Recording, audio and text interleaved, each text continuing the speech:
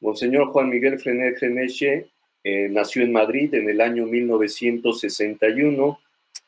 fue ordenado sacerdote en Toledo en 1986, es licenciado y doctor en Sagrada Escritura por el Pontificio Ateneo San Anselmo de Roma y diplomado en Arte Sacro por el Instituto Beato Angélico de Roma. Es profesor de Sagrada Liturgia en el Instituto Superior de Teología San Ildefonso de Toledo desde 1991. Es profesor invitado de la Facultad de Teología en el Bienio de Liturgia de la Universidad Eclesiástica de San Dámaso de Madrid desde 1992. Y también es profesor invitado en el Pontificio Ateneo San Anselmo de Roma desde el año 2012. Ha sido rector del Seminario Mayor de San Ildefonso de Toledo, vicario general del Arzobispado de Toledo y subsecretario de la Congregación para el Culto Divino y Disciplina de los Sacramentos. Actualmente es deán presidente del Cabildo de la Catedral Primada de Toledo, capellán superior de la Asamblea Española de la Orden de Malta, asistente eclesiástico de la Federación Mundial de las Obras Eucarísticas de la Iglesia, presidente de la Sociedad Mariológica Española y académico de número de la Pontificia Academia Mariológica Internacional. Ha publicado 4 libros y numerosos artículos, fundamentalmente sobre temas litúrgicos y mariológicos, y ha dictado conferencias en España y en muchos otros países de Europa, América y Asia. Ha sido distinguido con la Cruz Piis Meritis de la Soberana Orden de Malta y la encomienda de la Orden de Isabel la Católica concedida por Su Majestad Felipe VI en el año 2017. Bienvenido nuevamente, Monseñor don Juan Miguel Ferrer. Es un honor tenerlo entre nosotros. Le escuchamos. Pues muchísimas gracias. Yo estoy muy contento de haber recibido esta invitación y de poder compartir este ratito con todos ustedes, porque los recuerdos que tengo de todos ustedes, de los que fueron pasando por Toledo, de los que conocí en alguno de mis viajes a México, pues siempre quedan en el corazón. Y luego porque el tema pues es un tema de total actualidad, pero además que creo que, como todo en la providencia de Dios, es una gran oportunidad para que nosotros pues podamos descubrir las raíces más profundas de lo que es nuestra piedad y espiritualidad eucarística y podamos también transmitírselo así a nuestros fieles. Yo he puesto también como título, de acuerdo con ustedes, de la conferencia, la celebración de la Eucaristía en tiempos de pandemia. Por eso me parece conveniente hacer unas premisas. Y la primera es que Dios está por la salud y la vida. Y creo que esto es muy importante subrayarlo a la hora de afrontar todas las cuestiones litúrgicas y pastorales en este tiempo de pandemia. Algunos a veces pues elaboran la teoría de que detrás de todo esto está un castigo de Dios. Bueno, eso son maneras y formas de expresarse, ¿no? Pero la realidad profunda que hemos de afirmar ante todos para no ofender a Dios es esta: Dios está por la salud y por la vida. Y esto es algo que queda clarísimo en la Sagrada Escritura. Ya desde el libro del Génesis se ve que el proyecto de Dios es un proyecto que tanto para el ser humano como para el conjunto de la creación, Dios lo que desea es que esté bajo su amparo y que toda la creación, a través del ser humano, que es el que fue creado por eso a imagen y semejanza del Creador, pues participe y goce de los tesoros de la vida divina que eternamente han disfrutado el Padre, el Hijo y el Espíritu Santo. Por eso, Dios, ante el pecado de los hombres,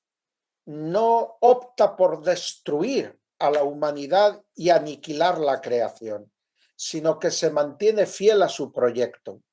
Y en el mismo momento que aparece la realidad dramática del pecado por el mal uso de la libertad por parte de nuestros primeros padres, por parte de Dios nace el anuncio de que Él va a hacer con los hombres pecadores una historia de salvación, precisamente porque Él es siempre fiel. Y en esta historia de salvación, uno de los elementos que ofrece a la humanidad a través del pueblo de Israel, el pueblo elegido del Antiguo Testamento, es el Decálogo. Y en ese Decálogo está un precepto fundamental, muy importante, el precepto de no matarás. Y nosotros lo sabemos bien a través de nuestros estudios de moral, que cuando Dios dice a Moisés y al pueblo de Israel, no matarás, no solamente les está diciendo que no pueden atentar contra la vida de los demás, de los otros seres humanos, porque no les pertenecen, porque el único que da la vida y puede, por lo tanto, quitarla es Dios mismo.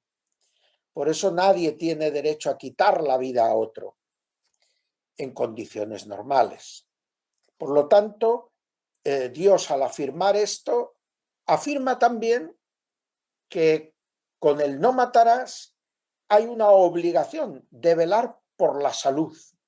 de los demás y por la propia salud. Aquí no solamente se está excluyendo el suicidio, sino se está en positivo pidiendo que hagamos lo necesario para cuidar de la salud, porque el cuidado legítimo de la salud, el cuidado lógico y equilibrado de la salud, es parte del cumplimiento de este mandamiento del no matarás. Y de hecho, cuando nuestro Señor Jesucristo viene a la tierra, cuando toma carne en el seno de la Virgen María y comienza más adelante su vida pública, una de sus mayores preocupaciones va a ser precisamente hacerse próximo, hacerse cercano de todos los que están padeciendo sufrimientos, tanto en el cuerpo como en el alma. Y ahí está esa preciosa parábola del buen samaritano, que los padres de la Iglesia y la misma liturgia, como lo hace hoy en día uno de los prefacios del misal romano, interpreta que el buen samaritano es Cristo. El hombre que está apaleado por los ladrones y tirado en la cuneta es la humanidad entera, fruto de lo que le ha hecho su pecado.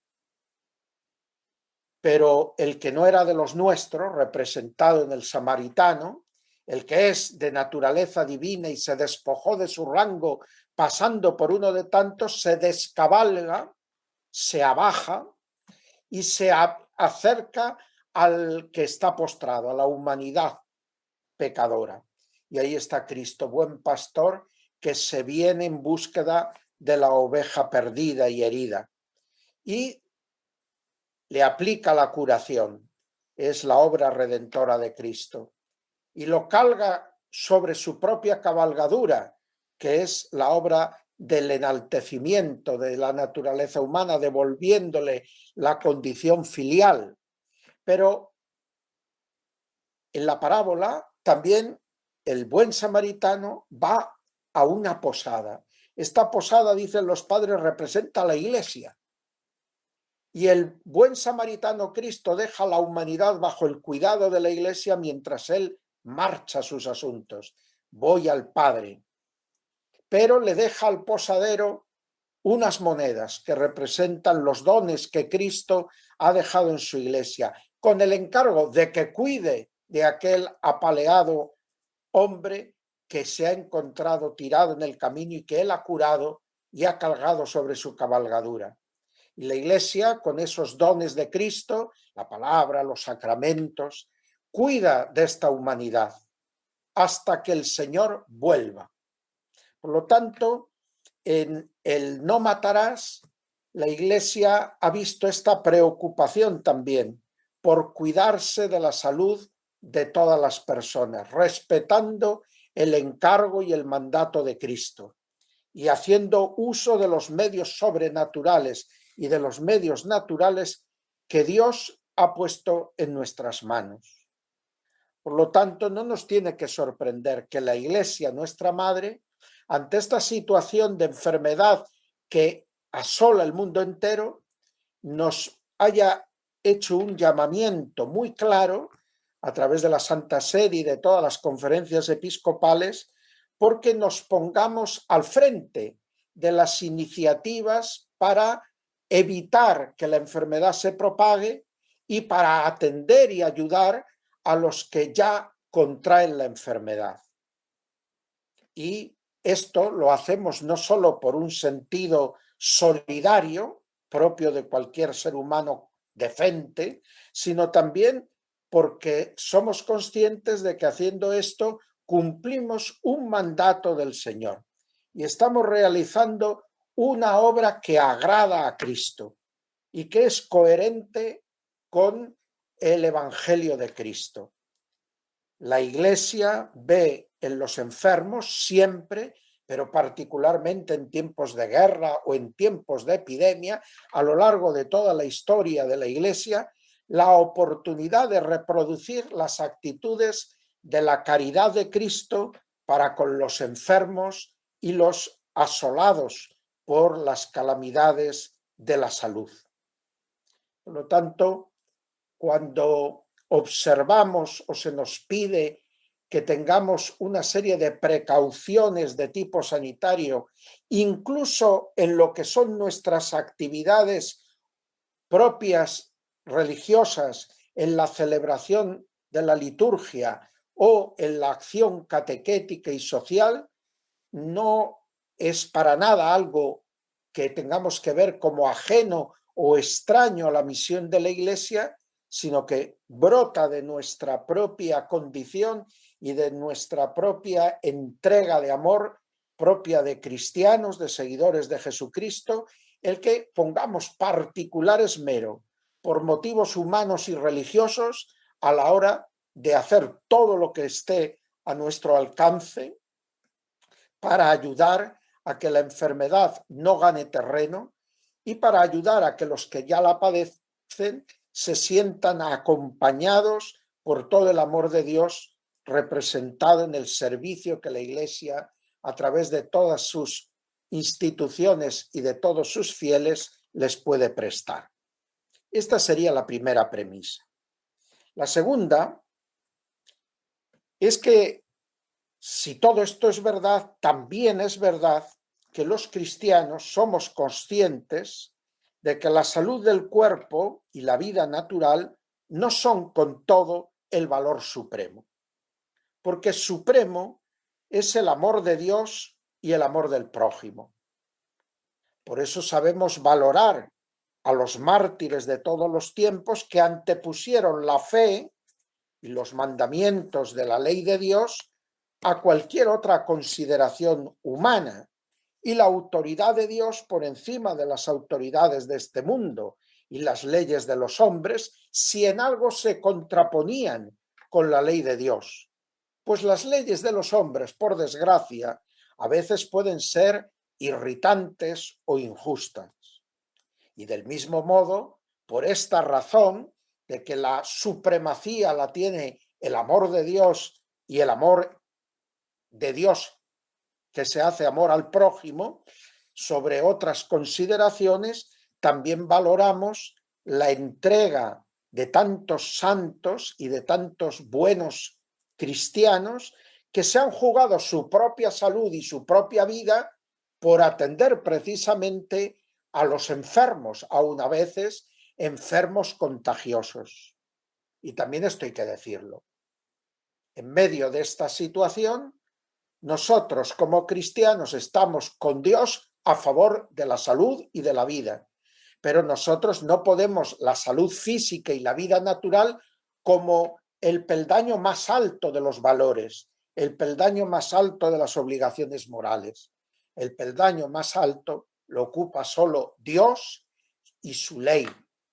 Y por lo tanto nosotros hacemos lo posible para ir cumpliendo todas las prescripciones teniendo en cuenta estos principios y sabiendo que a los ojos de Dios, pues lo primero es este mandamiento nuevo del amor. Ya San Agustín decía, ama y haz lo que quieras, como queriendo indicar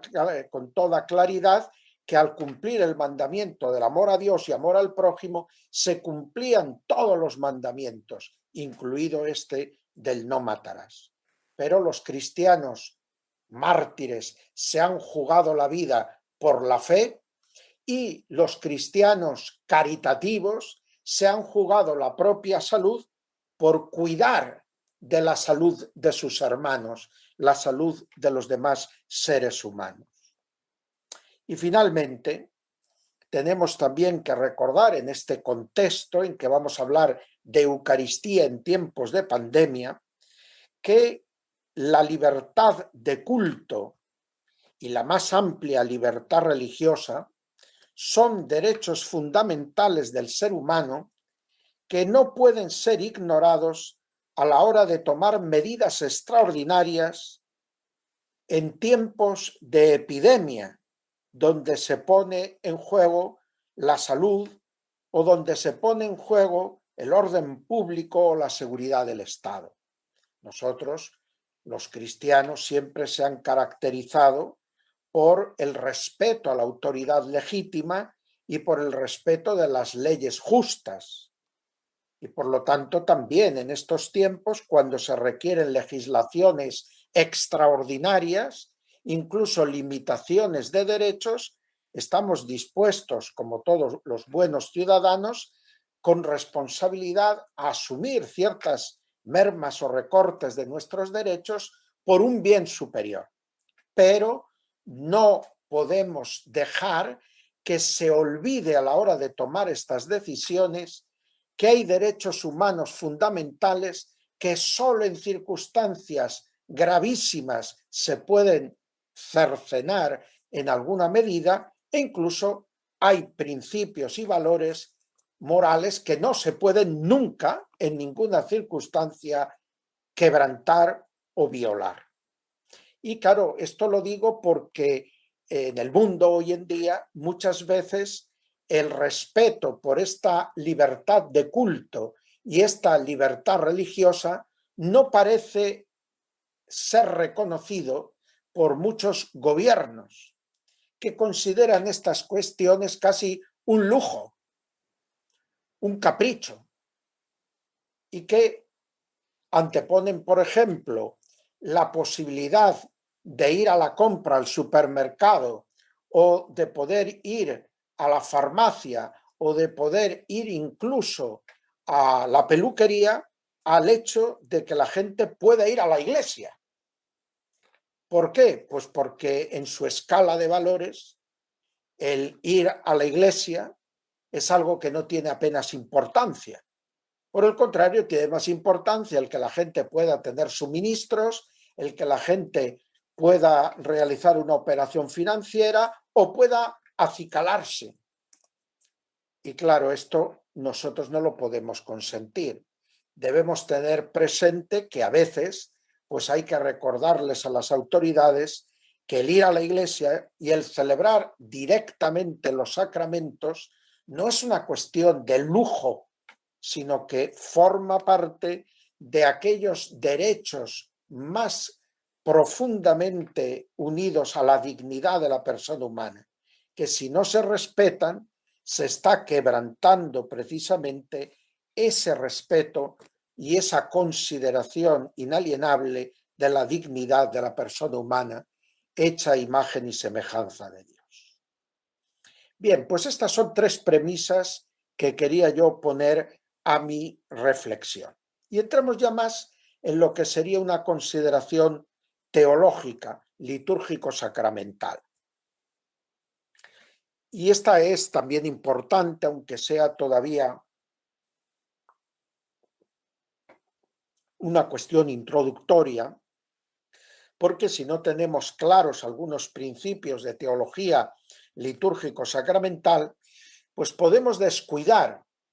la importancia de ciertas medidas prácticas o medidas pastorales que buscan respetar medidas de tipo sanitario aplicándolas a las acciones litúrgicas y en particular a la celebración de los sacramentos y de la Eucaristía, que es el tema central de nuestra conferencia. De cara a saber aplicar las necesarias y prudentes medidas de salud pública en las celebraciones del culto católico y evitar que medidas equivocadas creen desconcierto en los fieles o debiliten la fe en los sacramentos y en la liturgia católicos, es necesario recordar algunos principios de teología litúrgico-sacramental. Lo primero que quiero recordar es que los sacramentos son el corazón de la vida litúrgica de la Iglesia. Es decir, que de todas las acciones litúrgicas que la Iglesia celebra, los sacramentos son los más importantes. ¿Y por qué? Porque la Iglesia siempre ha reconocido en ellos las grandes acciones salvíficas de Jesucristo. Los sacramentos se presentan en el catecismo de la Iglesia Católica como esas fuerzas que brotan del cuerpo de Cristo para la salvación de los hombres. O, tomando también el catecismo, en este caso palabras de San León Magno, los sacramentos perpetúan en el tiempo por manos de los ministros de la Iglesia las grandes acciones salvíficas de Dios en su Hijo Jesucristo, que fue el que instituyó la Iglesia e instituyó en la Iglesia los sacramentos y las demás acciones litúrgicas. En segundo lugar, a través de la celebración de la liturgia, estas grandes obras de Dios de la historia de salvación siguen operando con actualidad, esto es lo que llamamos memorial o anámnesis, en la vida de los seres humanos.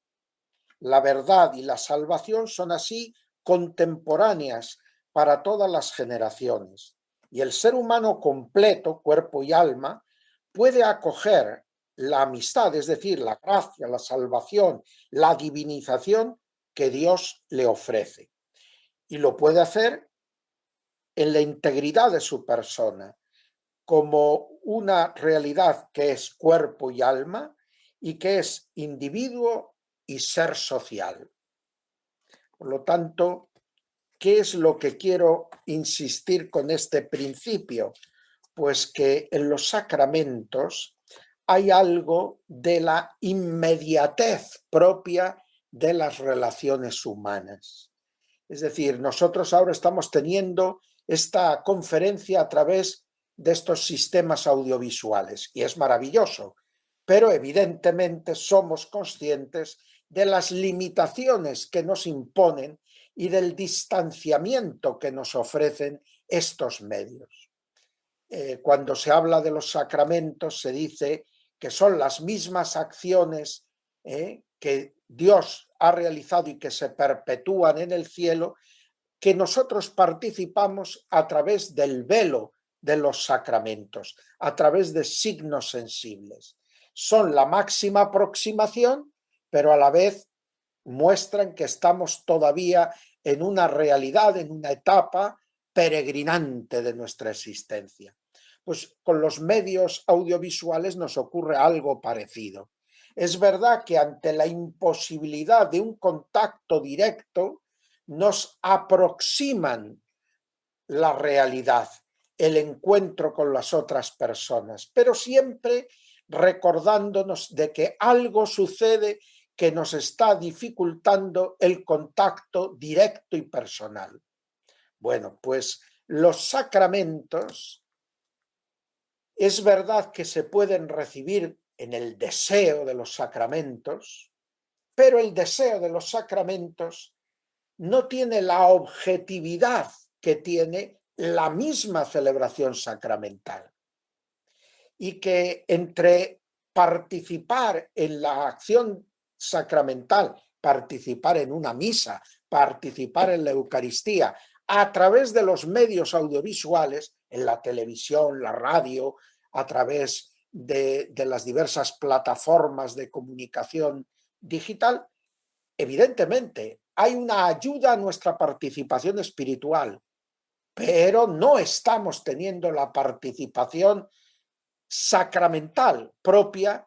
y a nuestra dimensión humana corporal, a nuestra dimensión humana sensible, le está faltando algo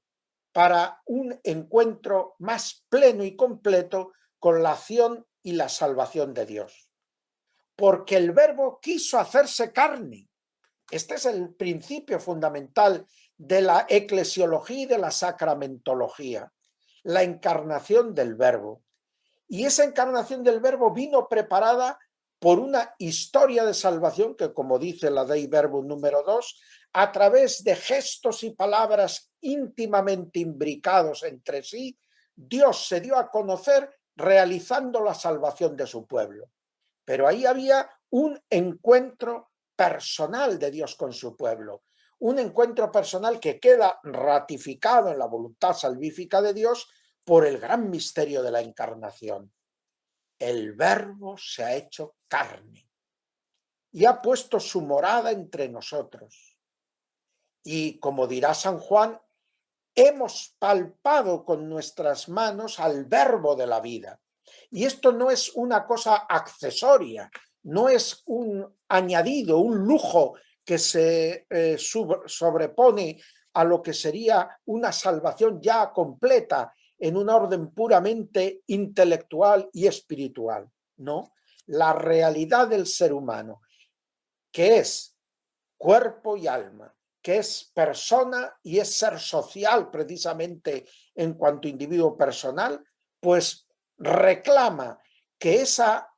salvación y ese encuentro con Dios se haga a través de una presencia sensible, y para eso los sacramentos, signos sensibles, y de esa manera social, y para eso celebraciones litúrgicas que son celebraciones de la Iglesia, pueblo de Dios. Por lo tanto, este principio de la teología sacramentaria, que es muy importante, nos tiene que hacer comprender que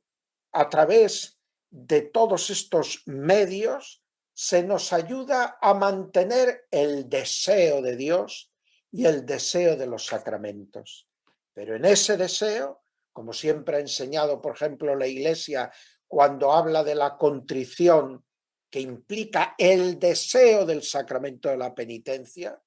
pues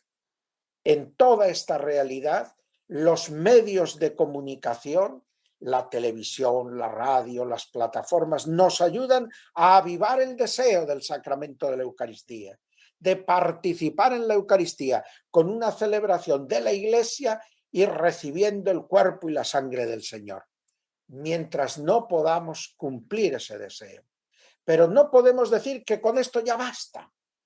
porque uno de los grandes peligros de la situación que estamos viviendo, sobre todo en la medida en que se prolonga en el tiempo, es que nuestros cristianos puedan recibir por parte de sus pastores la idea de que a través de estas formas de participación ya está todo hecho. Y no sentir la nostalgia de un encuentro más pleno con la salvación de nuestro Dios, en una palabra, más pleno con Dios que nos salva. Y por lo tanto esto pues tiene que explicarse, y cada vez que utilizamos una de estas plataformas para acercar la celebración de la Eucaristía a nuestros fieles, debemos ayudarles también a sentir una mayor nostalgia, un mayor deseo de esa participación plena, de esa participación verdaderamente sacramental a través de la celebración eclesial con la presencia y la inserción en una asamblea litúrgica concreta y a través de la participación sensible en los sacramentos, recibiendo el cuerpo y la sangre del Señor. Los sacramentos y la liturgia que son de Cristo hacen y están siempre reclamando, por lo tanto, esa dimensión sensible y esa dimensión celebrativa eclesial. También es verdad que los sacramentos y toda la liturgia son de la Iglesia y que en lo que Cristo ha determinado, ella tiene libertad para hacer en cada momento lo que sea mejor para la utilidad de los fieles. Y este es uno de los casos. Es decir, ¿qué quiero decir con esto? Pues que en la liturgia, como enseñaba también la Sacrosanctum Concilium al hablar de la adaptación y de la transformación o reforma de las instituciones litúrgicas, hay una parte que Dios ha confiado al cuidado de la Iglesia. En los sacramentos hay una parte que es de institución divina, en la Eucaristía está la materia, la forma, está el ministro, que son de institución divina, pero luego hay otros elementos que son históricos, que son pastorales y que de hecho se dan de modo diverso y los hemos visto evolucionar y transformarse de modo diverso a lo largo de la historia de la Iglesia. Y está la multitud de ritos en que se celebra la misma Eucaristía que Jesús nos dejó, y está la transformación en esos ritos a lo largo de la historia con sucesivas reformas o adaptaciones de las celebraciones. Y esto pues nos permite comprender que en el momento y en la circunstancia actual hay elementos de la celebración litúrgica que pueden ser transformados, que pueden adaptarse a las peculiares circunstancias que estamos viviendo. Ni son todos los elementos, porque hay elementos que dependen de la voluntad institucional de Dios y que la Iglesia no puede variar, pero hay otros elementos, los que dependen de la Iglesia, que evidentemente unos pueden adaptarse y variar y otros incluso se pueden dejar a un lado porque no siendo esenciales en determinado momento pueden no ser oportunos y entonces se prescinde de ellos.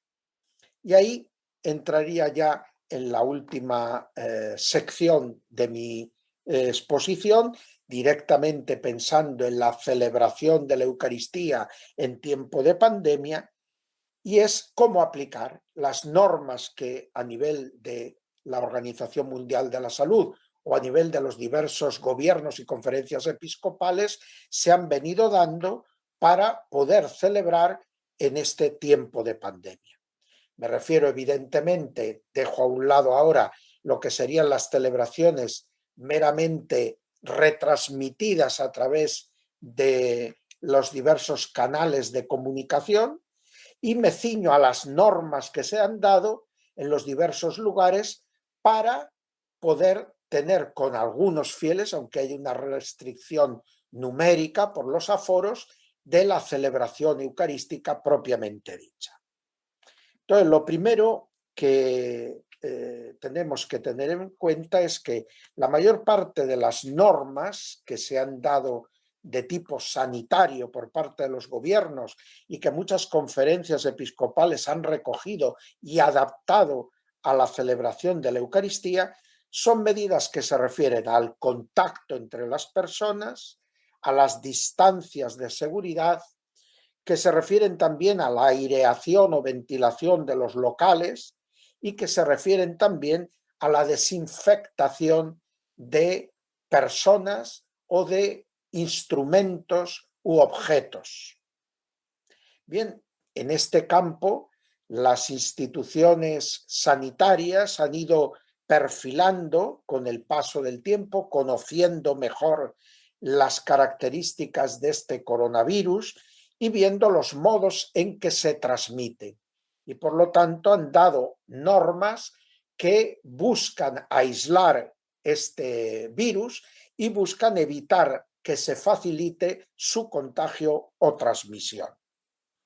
Las medidas más aptas para evitar estos contagios ante la pandemia, pues son de este tipo que hemos dicho. Evitar el contacto físico entre las personas, ayudar a mantener una suficiente distancia de seguridad y las oportunas máscaras para evitar que los aerosoles se transmitan de una persona a otra, la aireación y ventilación de los espacios, que está muy ligada también al aforo propio de las salas donde se producen las reuniones, para que, habiendo mayor cantidad de aire, la presencia de los virus se diluya más, y con una adecuada ventilación o desinfectación del aire, purificación del aire, se puede conseguir que se reduzcan en gran proporción las posibilidades de un contacto a través del aire que se respira. Y luego las medidas de desinfección, que se refieren a sobre todo las manos, puesto que son nuestro instrumento de contacto con las cosas muchas veces, y también con nuestro propio cuerpo, nuestra cara, nuestras vías respiratorias, o con los objetos que utilizamos también en una celebración de la Eucaristía. Y luego ya directamente también la desinfectación de utensilios. Nos referimos en la celebración de la Eucaristía desde lo que podrían ser los asientos de la asamblea a lo que podrían ser pues el cáliz y la patena, los libros litúrgicos, la mesa del altar con sus manteles, todos los objetos con los que entramos en contacto y que pueden recibir también, sobre todo si no usamos mascarillas, pues nuestras pequeñas exhalaciones de saliva que casi imperceptibles en el aire, pero llegan a todos los objetos que nos rodean en una determinada distancia. Se ha tomado para ello una serie de medidas que afectan también a la celebración eucarística. Hay una serie de medidas que son en el momento en que se está constituyendo la asamblea litúrgica. Y en muchos países pues se pide que la entrada a los templos sea escalonada, que los fieles que entran vengan provistos de la mascarilla, que usen los geles al entrar en los templos para desinfectar sus manos y a veces también a través de alfombras pues su calzado, de tal manera que si de la calle traen algún germen pues se pueda purificar antes de entrar en el aula donde se va a celebrar la Eucaristía, en la iglesia o en la capilla. Se pide que se tengan en cuenta las dimensiones, es decir, en este caso, cuanto más grande es el templo, cuanto más grande es el espacio litúrgico, más fácil es poder garantizar la salubridad. Cuanto más ventilado pueda estar, mejor también para garantizar la salubridad del aire. Y luego también una serie de medidas de precaución con los objetos. Se suele recomendar que cada sacerdote en estos tiempos utilice siempre el mismo cáliz y la misma patena, los mismos objetos que deba tocar y manipular de cara a la celebración, de tal manera que no pasen de un sacerdote a otro en un uso, para que no haya que estar pues purificando, limpiando de alguna manera, desinfectando todos estos objetos. Y como el misal no sería fácil andar cambiándolo cada vez que cambia el sacerdote, pues que entonces el uso del gel en las manos del sacerdote sea antes de comenzar la celebración, sea durante la celebración en los momentos en que se va a manipular más el misal o los objetos que se colocan sobre el altar, por ejemplo, al comenzar la plegaria eucarística, y luego a la hora de dar la comunión, purificando también las manos antes de realizar la fracción del pan y la ulterior distribución de la comunión. Todas estas, podríamos decir, son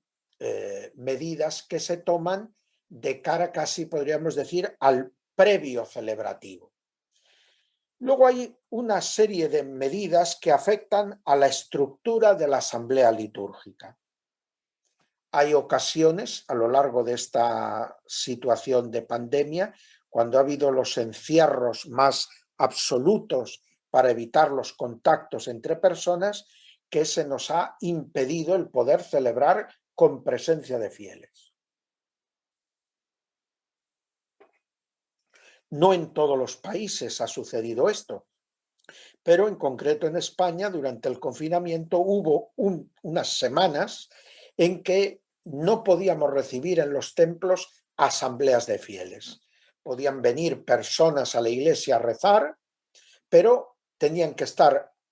por poco tiempo y escalonadamente, de tal manera que hubiera grandes distancias entre unos y otros y que se desinfectasen los espacios reclinatorios, bancos, asientos que hubieran podido utilizar antes de marcharse y que pudiese entrar otra persona.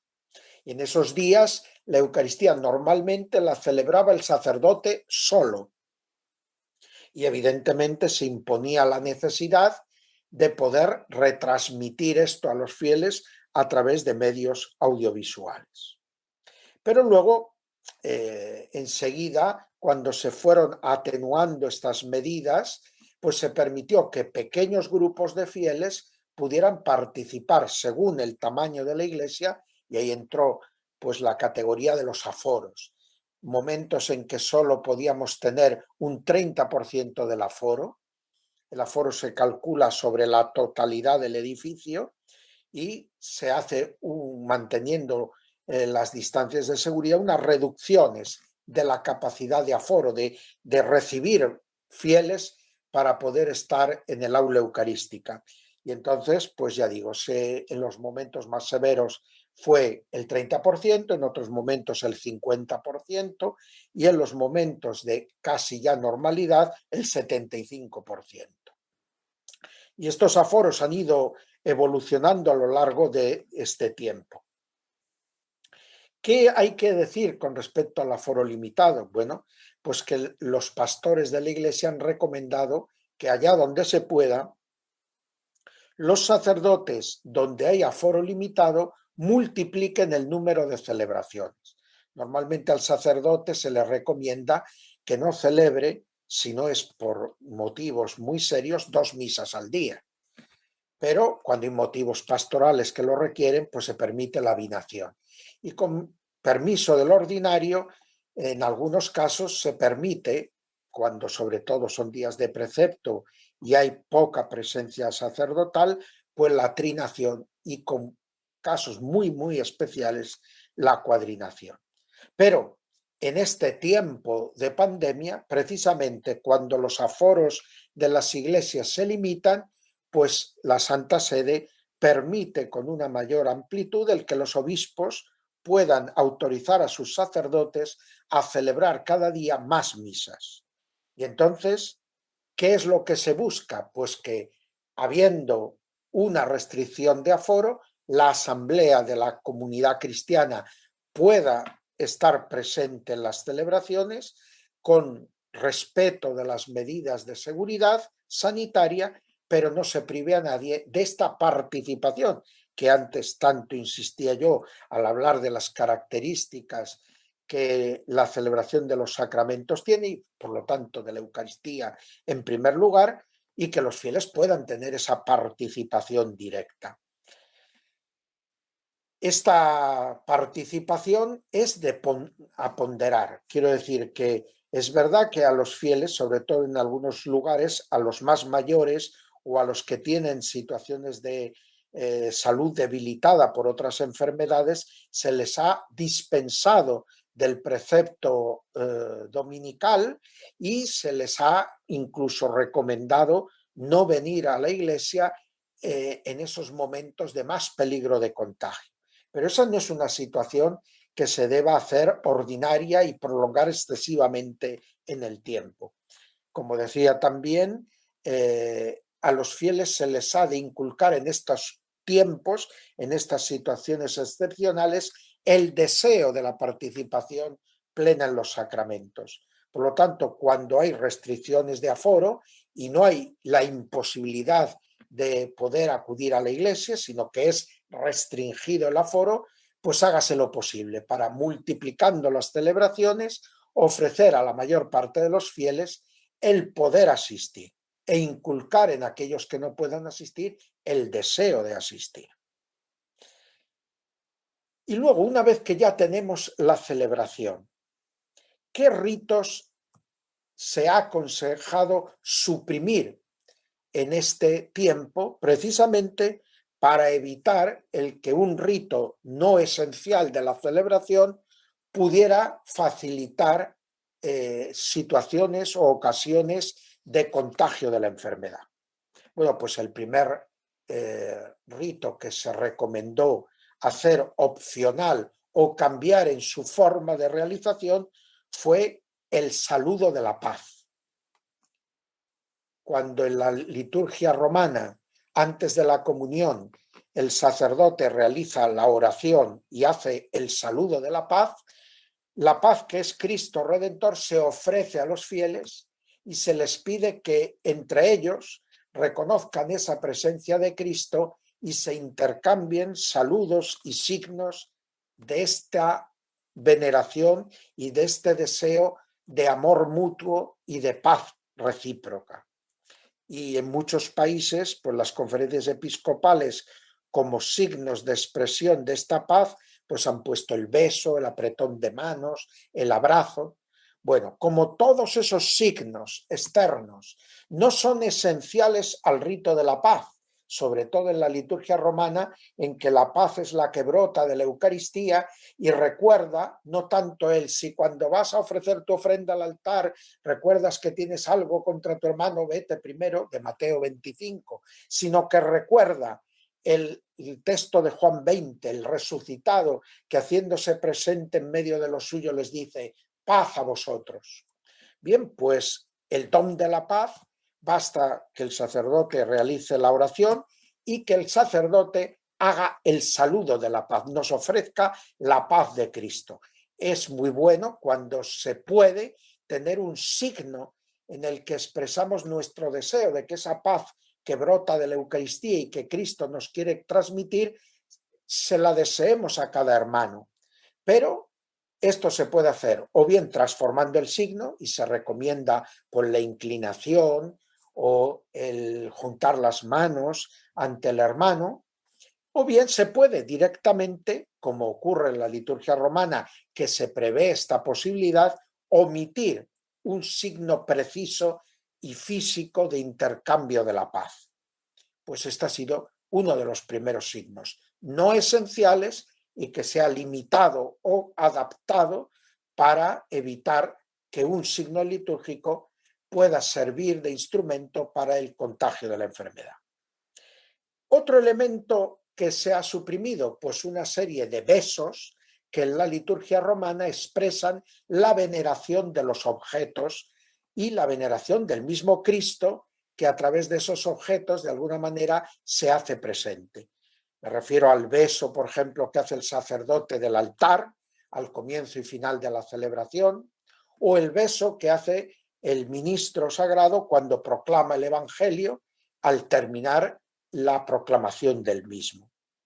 Estos besos, pues se ha pedido que se sustituyan o bien por tocar con la frente el objeto o bien una inclinación profunda, que es también un sentido de veneración.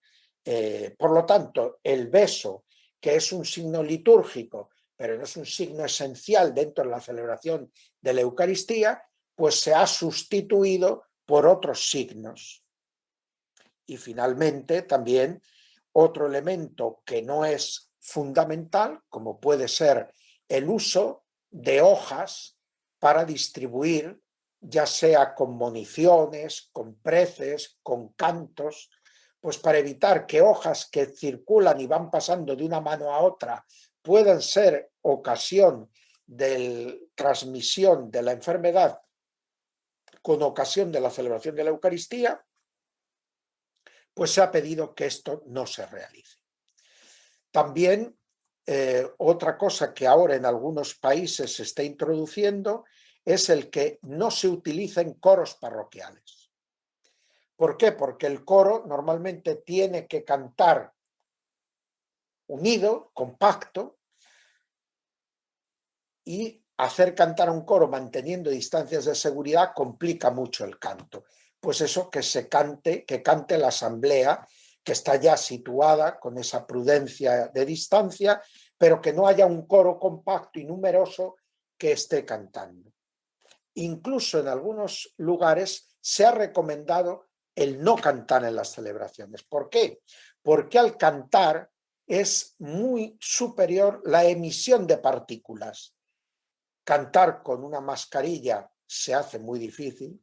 sobre todo si hay que cantar durante un tiempo prolongado, y por lo tanto, para evitar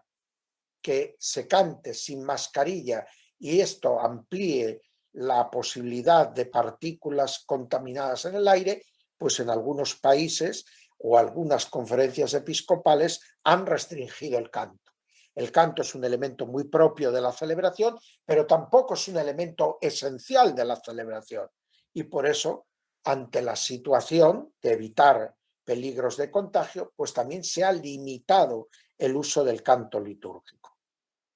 Y luego hay algunos ritos, como hemos ya insinuado también con el de la paz, que se puede suprimir o adaptar, pues otros ritos en los que ha habido adaptación.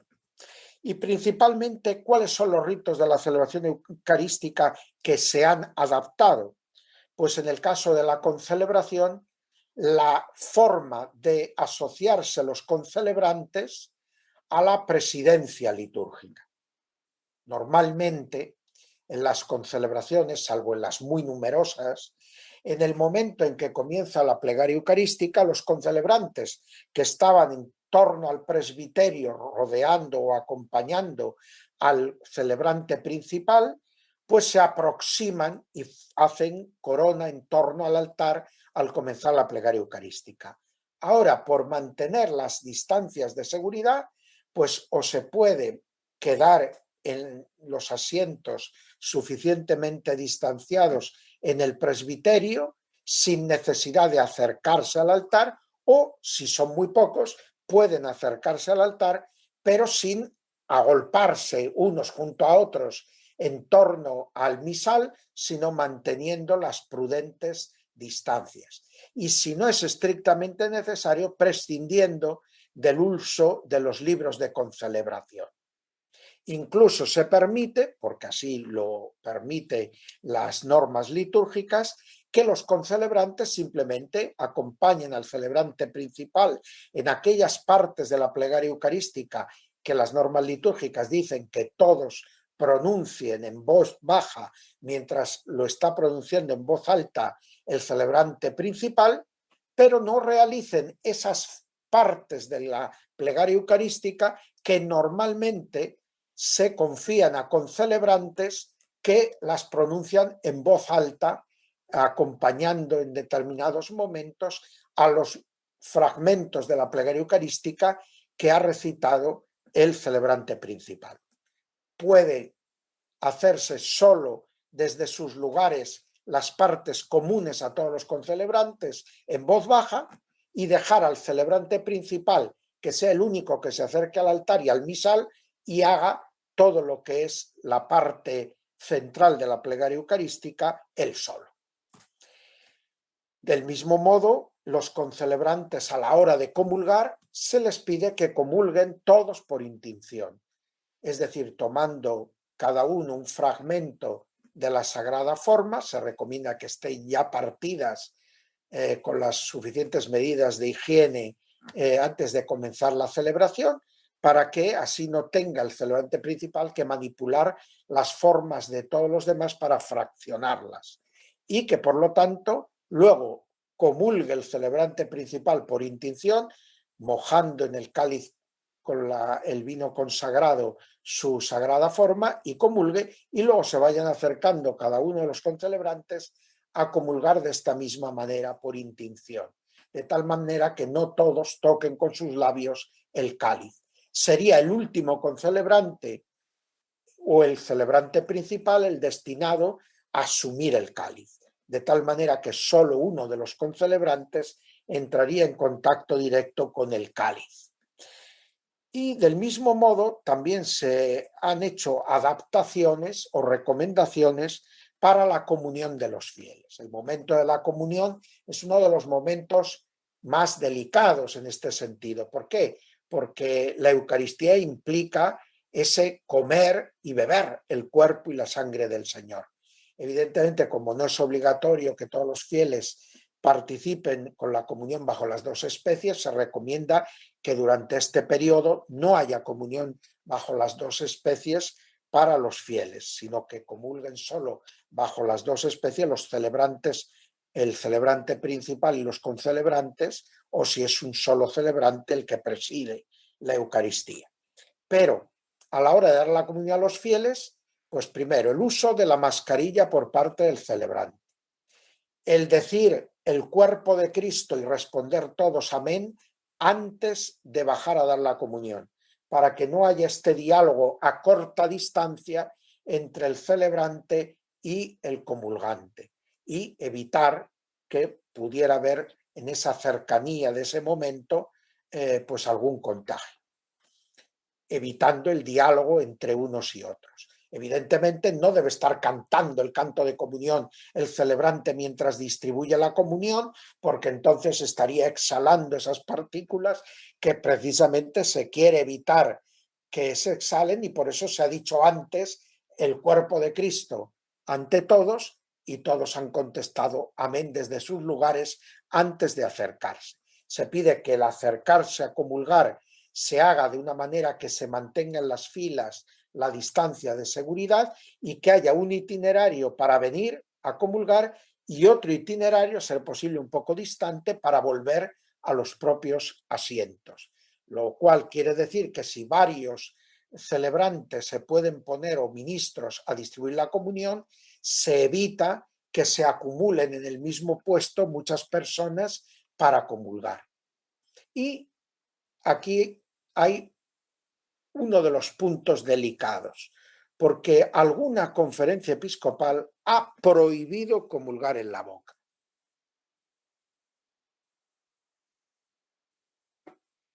Considerando que la comunión en la boca, pues por el contacto de los dedos del sacerdote con la saliva de la lengua del comulgante, pudieran ser causa de contagio. Y al estar dando la comunión a otras personas, pues multiplicar las posibilidades de ese contagio. La Santa Sede y muchas conferencias episcopales no han querido prohibir la comunión en la boca, pero sí han insistido en que se dé con mucha precaución y que los que vayan a comulgar en la boca se esperen para comulgar los últimos, de tal manera que su deseo de comulgar en la boca no cause pues preocupación o malestar en otras personas, a lo mejor un poco más temerosas de que esta forma de distribuir la comunión y de recibirla pues pueda facilitar el contagio. Lo cierto es que la Iglesia suele ser reticente a imponer una única forma de comunión, sea a imponer solo la comunión en la boca o solo la comunión en la mano. Pero en este momento, la mayor parte de los expertos sanitarios creen que es más seguro y más fácil evitar contagios dando la comunión en la mano. No obstante, otros piensan que no es así y que si se va con cuidado, el depositar la comunión directamente en la boca, si el sacerdote que está distribuyendo la comunión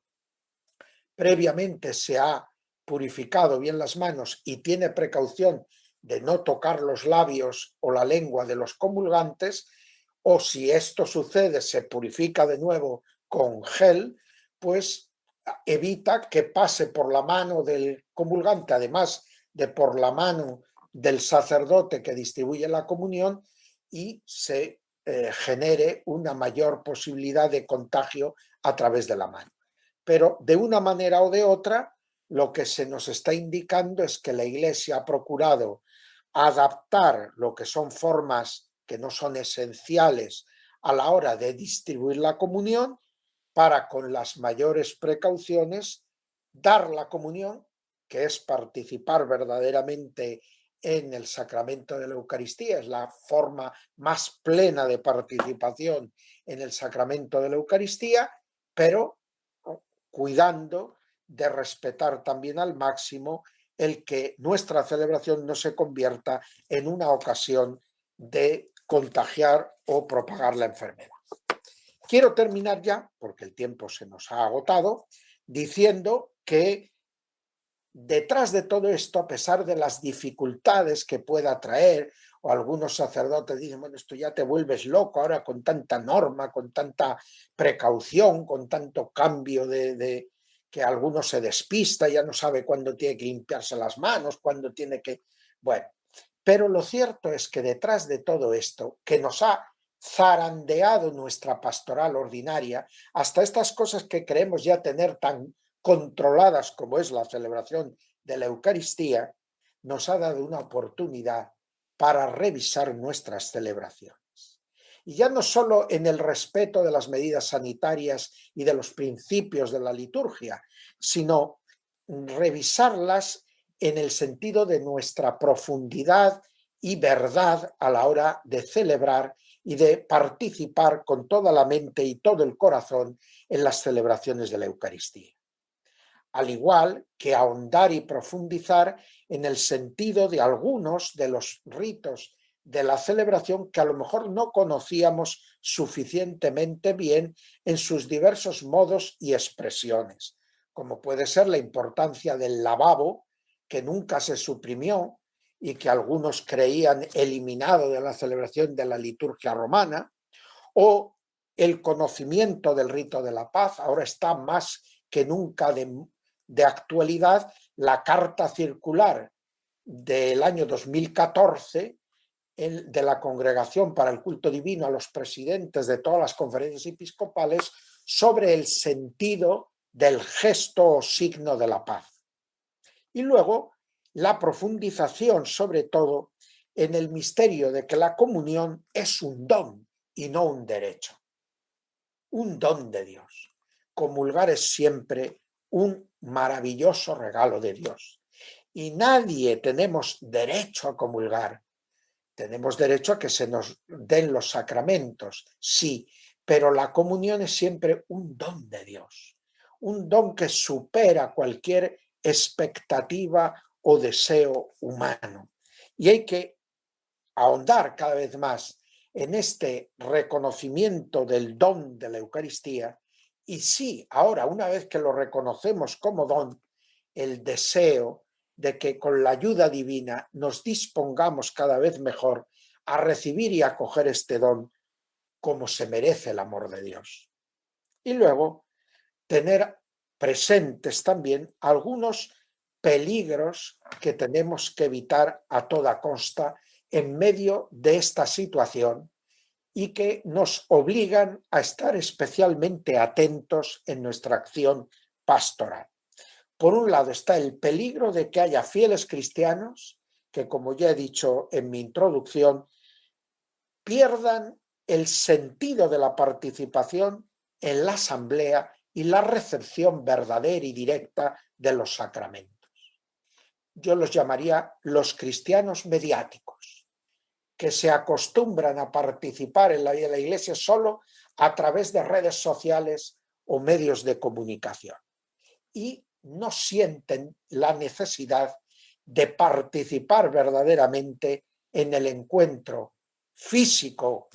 a través de los sacramentos con la salvación de Dios y en el encuentro físico con la comunidad de la Iglesia en la asamblea litúrgica. Y por otro lado,